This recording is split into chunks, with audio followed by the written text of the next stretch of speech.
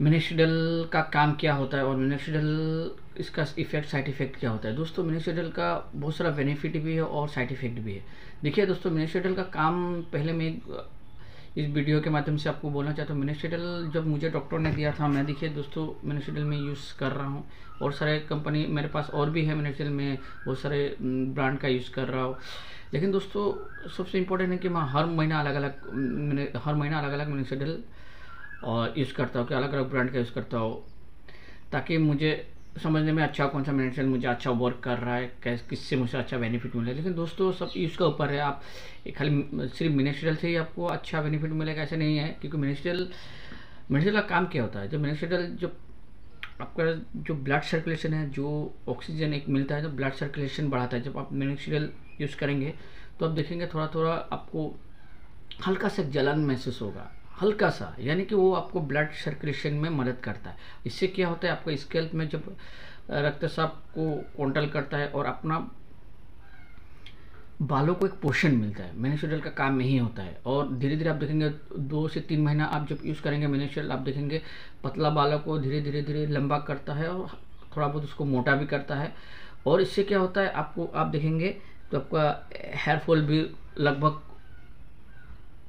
कम हो जाता है, हेयर फॉल होना लगभग कम हो जाता है। और मिनोक्सिडिल आपको आप देखेंगे पूरा आपका 3 मंथ, जब आप 3 मंथ यूज़ करेंगे तो आप देखेंगे आपको स्कैल्प में पूरा ऐसा आपको लगेगा कि आपका बाल आ चुका है। लेकिन मिनोक्सिडिल से एकदम नए बाल, ये तो मुझे नहीं लगता कि एकदम नए बाल आएंगे। जो बाल में पोषण कम हुआ है, जो पतला हो चुका है, जब जड़े हैं इसमें थोड़ा थोड़ा बहुत पतला बाल है, उससे क्या होता है, आपको ब्लड सर्कुलेशन की मदद से आपको बाल को पतला से धीरे धीरे धीरे लंबा करता है, मोटा करता है। और इसका साइड इफेक्ट भी होता है, जैसे कभी चक्कर आना, वॉमिटिंग होना, और किसी वॉमिटिंग हो जाना, इसके बाद किसी को स्कैल्प में खुजली होना, और बहुत सारे लोगों का बेहोशी का भी प्रॉब्लम हो जाता है। और इससे आपको डॉक्टर का, आप अगर 18 साल से नीचे है, कम उम्र के, तो आप मिनोक्सिडिल बिल्कुल यूज़ ना करें।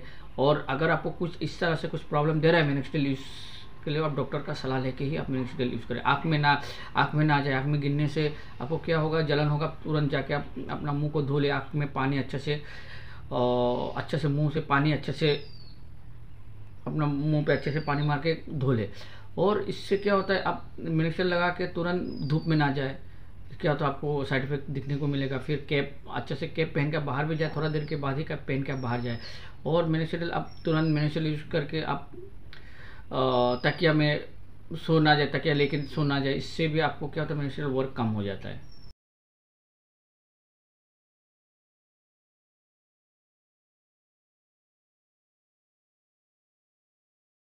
और देखिए दोस्तों, जो मैं ही पहले वीडियो में यही कहना चाहता हूँ कि अगर आपका बाल स्टार्ट जब हेयर फॉल होने लगता है, तो सबसे पहले आपको बाल तो छोटा करना है, इसके बाद आपको खान पान में अच्छे से ध्यान देना है, जिससे आपको फ्रूट्स में ज़्यादा ध्यान देना है। इसके बाद आप नहाते समय जब टॉवल यूज़ करेंगे तो अच्छा टॉवल यूज़ करना है, जो साफ़ टॉवल यूज़ करना है। और ज़्यादा ज़ोर से नहाने के बाद ज़्यादा ज़ोर से अपना टॉवल से अपना बालों को ज़्यादा और जड़ से रगड़ना नहीं है। इसके बाद क्या होता है दोस्तों, एक्सरसाइज, आप थोड़ा बहुत एक्सरसाइज करना पड़ेगा आपको। बाहर का प्रोडक्ट जिससे आपका गैस एसिडिटी बनता है, सब खाना सब अवॉइड करना है। इसके बाद आप आलमंड ले सकते हैं, काजू ले सकते हैं। इससे क्या होता है, काजू से आपको क्या होता है, बाल, अगर आप अच्छे से काजू सेवन करेंगे तो आपको लगभग बाल झड़ना लगभग बंद हो ही जाएगा। इसके बाद आप मिनोक्सिडिल, प्लेन मिनोक्सिडिल भी यूज़ कर सकते हैं। इसके बाद कॉम्बिनेशन में भी आप नेक्स्ट मंथ से आप कॉम्बिनेशन मिनोक्सिडिल प्लस फिनास्ट्रेट, यानी कि आपको DHT हार्मोन की वजह से जो बाल झड़ता है, तो ये इससे आपको बेनिफिट मिनोक्सिडिल प्लस फिनास्ट्रेट हो जाएगा।